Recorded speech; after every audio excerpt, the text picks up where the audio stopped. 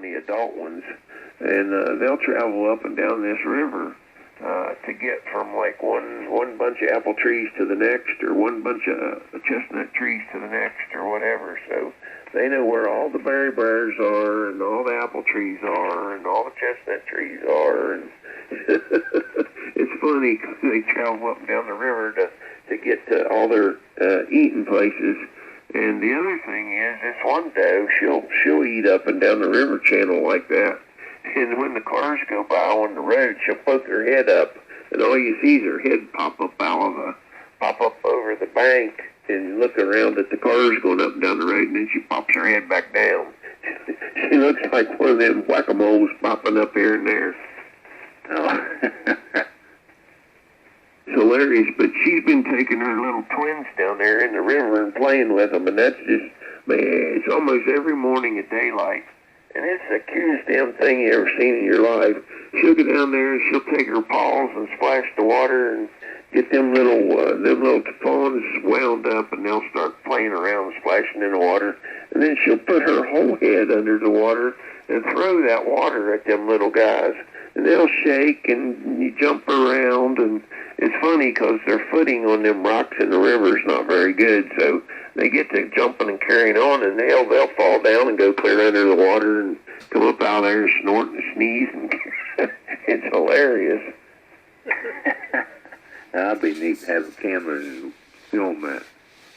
You know, what I'm going to do, I've got all these cameras to put up here, and I told Melinda I was going to put two of them right down there right there. A couple of these Wi-Fi ones they're still real close to the house, but I got a couple trees that's right down by the river. I got one big, huge pine tree that's right on the riverbank above where they play all the time, and I'm going to stick two Wi-Fi cameras on that tree. I'm going to put one up the river, one down the river, and that way I can watch them on there. Because when I was in that brick house over there, I had all them cameras around it, and I would watch them deer every night playing out in the yard and stuff. They'd be running and romping and carrying on, and I know they're doing the same thing over here. I just haven't got it on camera yet, but I'm going to get them cameras up, and depending on, how much they do and all that, I may actually make one of those cameras accessible on the web so other people can watch them play down there. Because, that's something that's kind of cool to watch just for fun. Yeah, it is. I watch YouTube a lot. I watch a lot of stuff like that.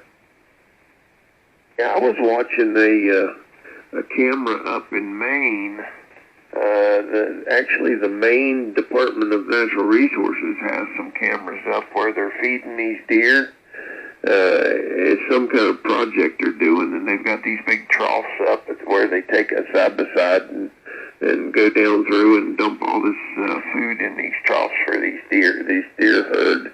And they're studying them somehow or another. I'm not sure what all they're doing, but it's fun to watch them. And of course, they got all the deer named and everything because they're all tagged and stuff. And they're talking about Leroy and Bessie and all this stuff, just like they're their kids and whatnot. But it's just sometimes they do some really humorous things.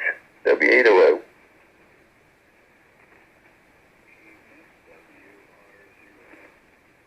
Well, look at the head on that. Hello there, Mr. WR0F. You're sounding good tonight, Mr. Bill. Very big. Well, I planned it that way, old buddy. Can you hear me, Bill? Well, how's things been, my friend? How's married life treating you?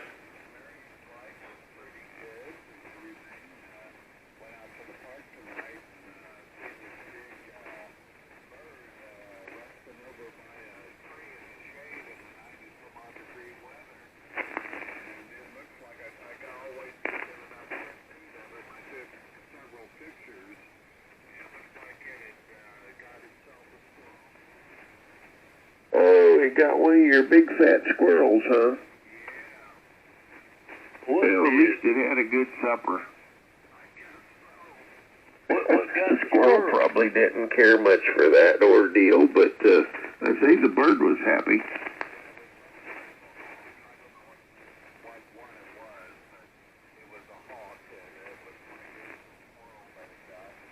Did you see it grab it? Did you actually see it grab the squirrel?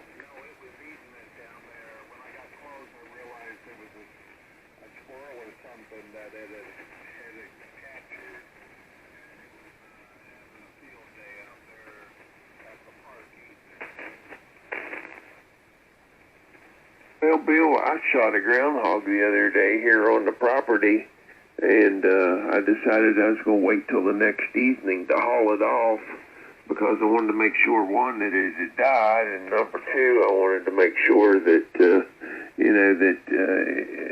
it wasn't stinking yet. So I went the next evening to go haul it off, and there were 6 buzzards over there.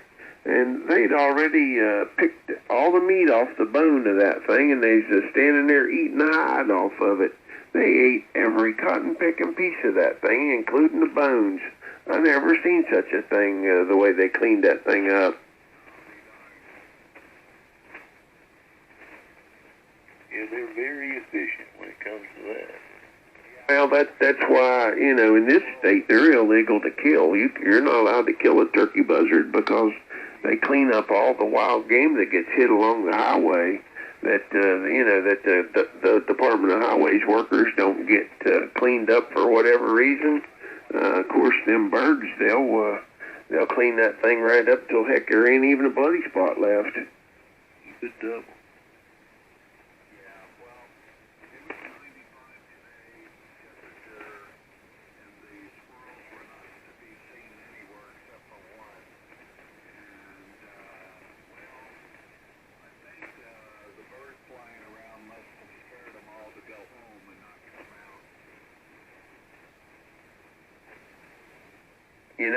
When I was living over on the mountain at the cabin, Bill, you could tell whenever the hawks and the eagles and the osprey came around looking at the meadows for food, because all the squirrels quit moving in the woods.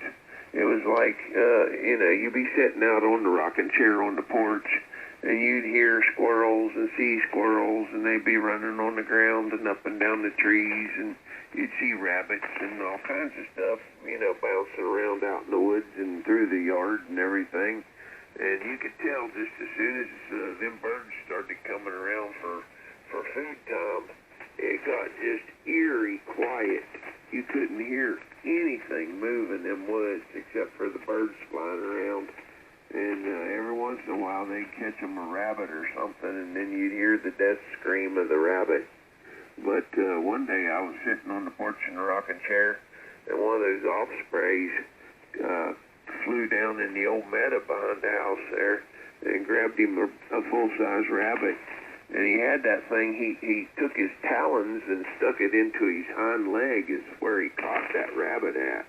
And as he was flying over top of the house, that rabbit was screaming bloody murder.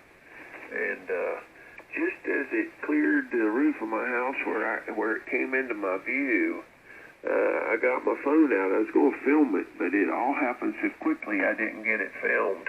But what happened was that osprey was flying through the trees, in that thick woods. I mean, it was maneuvering through all them trees. And another osprey, which I guess was the mate to it, it came flying through too and caught up to the one that had the rabbit. And that rabbit was still kicking and screaming and carrying on. And that second osprey took its talon and slit that rabbit's throat like nobody's business, just like a freaking hunting knife. And, man, there was blood shooting through the woods and through on the trees and the ground and everywhere. I mean, and that rabbit, of course, didn't make another sound after that. But, boy, it made a mess. I mean, there was blood shooting everywhere. And just as quick as them things were there, they were gone.